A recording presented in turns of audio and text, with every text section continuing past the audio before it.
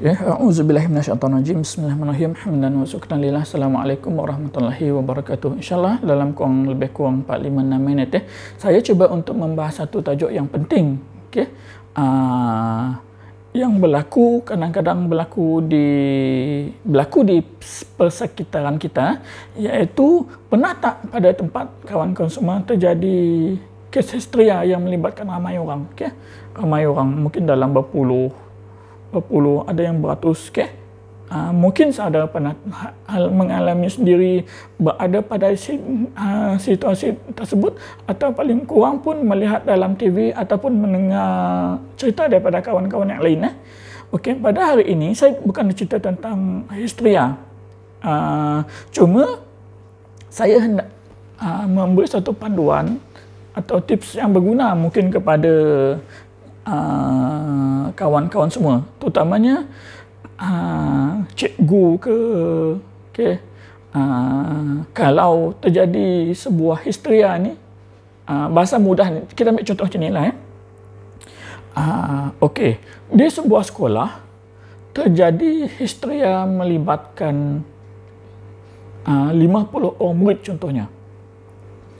Apabila berlaku histeria seramai 50 orang, lebih kurang 50 orang murid ni, maka pada waktu ketika itu kita khawatir akan berlaku lagi histeria pada pelajar-pelajar yang lain. Jadi apa yang perlu kita lakukan? Okey, yang pertama, yang paling penting menurut pendapat saya secara peribadi adalah pentingnya untuk kita mengubah suasana. Ini pendapat saya. Okey. Nanti saya jelaskan. Okey, contohnya pernah berlaku apabila histeria ramai-ramai ini, sebenarnya yang kena gangguan mungkin seorang dua sahaja. Tidak semestinya gangguan ini disebabkan gangguan pada di sekolah tersebut ataupun di mana-mana. Mungkin pada asalnya perempuan ini memang ada gangguan. Perempuan ini, pelajar ini ada gangguan. Okey, contohnya pada hari itu mungkin jiwa dia tidak stabil, iman dia lemah, dia tidak dapat solat dan sebagainya. Jadi syaitan mengganggu dia pada waktu itu. Syaitan itulah berada dalam badan dia masa itu. Okey, kemudian syaitan itu menampakkan, contoh dia berada dalam kelas kan, tiba-tiba dia terpandang dekat belakang kelas tu ada pontianak. Jadi dia pun menjerit nangis. Okay. Menangis, dia histeria, dia kata ada pontianak tu, ada pontianak kat belakang tu. Jadi yang lain pun takut. Ada yang takut, ada yang berlakon takut, ada yang sengaja menakutkan diri. Jadi yang jadi masalah adalah orang yang penakut, jiwanya lemah dan dia tidak dapat untuk mengurus rasa takut dia. Jadi dia pun kerasukan. Kerana apa? Kerana dia terlalu takut. Okay. Jadi berjangkit sehingga ramai yang kerasukan. Okay. Walaupun ramai, tetapi kebanyakan dia adalah orang yang kadang-kadang bukan berlakon, dia macam dia tengok, dia rasa apabila orang yang kena rasuk tadi yang pertama kata nampak hantu, dia pun tengok, betul ada hantu, saya nampak hantu, sedangkan tak ada pun. Mungkin dia tengok jendela tu bergoyang dan sebagainya. Ini biasa kita jumpa. Okay. Kemudian pada waktu itu wujudlah suasana yang menakutkan. Suasana inilah yang sangat memainkan peranan yang sangat penting. Pernah suatu ketika semasa berlaku kerasukan di sebuah tempat di Bintulu, saya bersama Ustaz Amir, abang saya Samsul, ada seorang sahabat saya nama dia siapa lah, Malik Kot. Ada seorang lagi, kami 4-5 orang pada masa itu kami terpaksa merawat lebih 50 orang pesakit perempuan yang kerasukan dalam satu bilik. Bayangkan kami berlima terpaksa berhadapan dengan 50 orang yang sedang kena rasuk pada masa itu. Okay. Masa itu kami kena tendang, kena tarik, kena cakar dan sebagainya. Tetapi pada ketika itu, kalau yang lain yang melihat suasana, kami cuba untuk mengubah suasana daripada suasana yang menakutkan menjadi suasana yang rileks. Okay. Biasa kami rileks saja. Maksudnya bukan rileks, sebab penting untuk kita mengubah suasana. Bermula daripada fikiran kita ni. Kita kena ubah suasana. Suasana yang menakutkan, kita ubah kepada suasana yang rileks.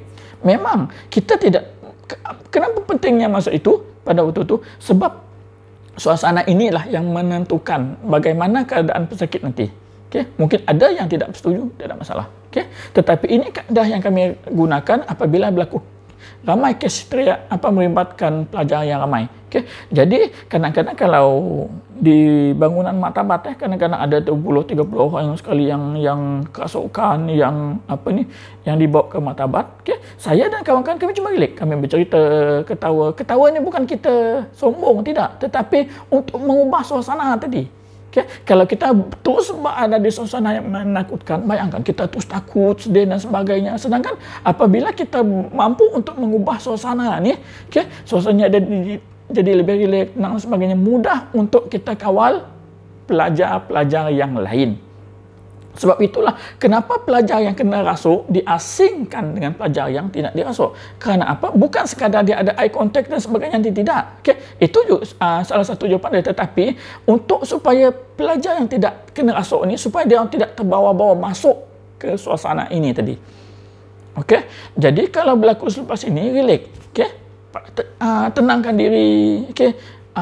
Kita ubah suasana menjadi suasana yang relax, kalau boleh yang tenang. Okay? Dengan catatan kita terus berdoa dengan Allah, minta perlindungan kepada Allah supaya kita tidak diganggu oleh syaitan pada waktu itu. Okay? Dan apa beza suasana yang menakutkan kepada suasana yang tenang ni? Dia berbeza, sangat berbeza. Sebab untuk merawat dalam suasana yang tenang, biasanya kita lebih mudah lagi dengan izin Allah, lebih mudah untuk kita merawat pesakit. Okay? Dan satu lagi, dia tak ada beza. Walaupun pesakit yang kita rawatnya 50 orang dalam suasana yang menakutkan, berbanding dengan kita merawat 5 orang peserta pelajar ni yang kerasukan, tetapi dalam keadaan suasana rileks. Biasanya dalam suasana rileks, tenang ni lebih mudah. Kita lebih mudah untuk atur apa saja, dan kita tidak tertutup dengan suasana-suasana yang menakutkan. InsyaAllah mungkin bermanfaat kepada kawan-kawan semua. Saya tidaklah begitu pandai, tidak, cuma kadang-kadang apa yang kita tahu kita kongsikan kepada kawan-kawan yang memerlukan. Mungkin dengan cara ini nanti sedikit sebanyak kita boleh juga menuai pahala dalam keadaan kita tidak sedar. Okay?